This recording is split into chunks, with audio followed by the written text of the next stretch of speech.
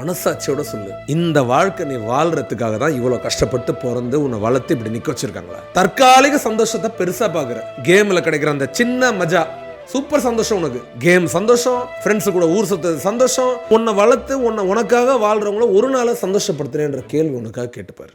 நான் கேட்கறது உனக்கு புரியுதா இல்லையா? ஏன் சிந்திக்கிறியா? உன்னை முன்னேறணும்னு சிந்திக்கிறியா? இல்லை இன்னமும் என் மேல கோவமா தான் யோசிக்கிறியா? கோவப்படு. ஏன்னா நீ இன்னமும் கோவப்படுற ஆட்கள்ல நானும் ஒருத்தன். உங்க அம்மா மேல கோவம் வரும், அப்பா மேல கோவம் வரும். நல்லா சொன்னா நமக்கு கோவம் வந்துடும்.